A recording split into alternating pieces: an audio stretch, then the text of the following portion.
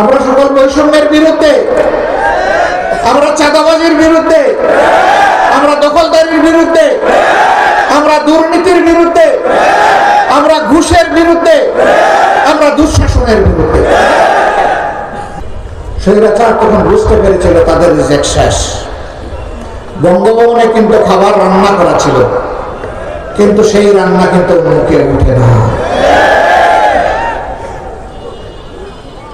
কুলিল্লাহুম্মা মালিকাল মুলকি তু'তিল মুলকা মান তাশা ওয়া তানজি'ুল মুলকা মিম্মান তাশা ওয়া তু'ইজ্জু মান তাশা ওয়া তুযিল্লু মান তাশা বিয়াদিকাল খায়র ইন্নাকা আলা কুল্লি শাইইন কাদির।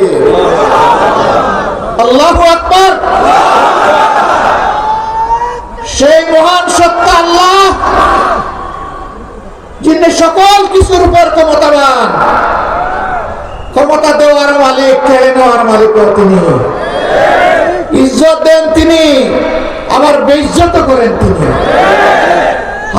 তারা যখন ক্ষমতায় ছিলেন, আহারে এদেশের শ্রেষ্ঠ সন্তান আলিম উলামাকে তারা কত ইজ্জত করেছে।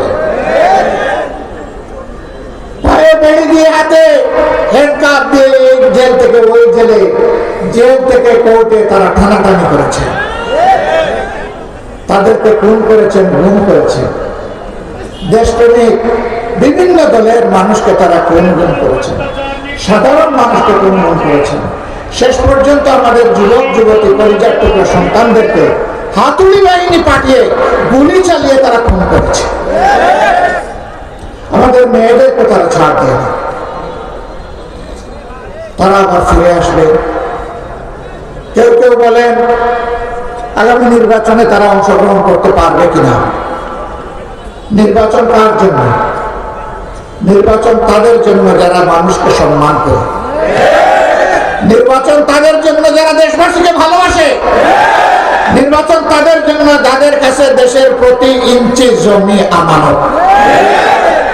এই বিশ্বাস আস্থা যাদের নয়, নির্বাচন তাদের কপালে নয়।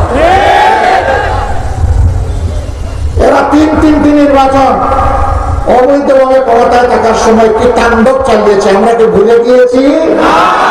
যারা নির্বাচনে বিশ্বাস করে না, তাদের আবার কিসের নির্বাচন?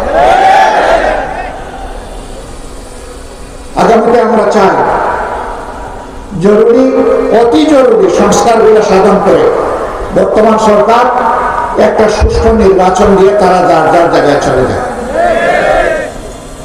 এই নির্বাচনে জনগণ যাকে ভালোবাসে, যার উপরে আস্থা রাখতে পারে, যাদেরকে দেশের দায়িত্বটা দিলে তারা দেশের মানুষকে সম্মান করবেন, ভালোবাসবেন। দেশের মানুষের আমানত শ্বশুর বাড়ির নিয়ামত মনে করবেন না। প্রতিটি আমানতের পাই পাই হিসাব রাখবেন।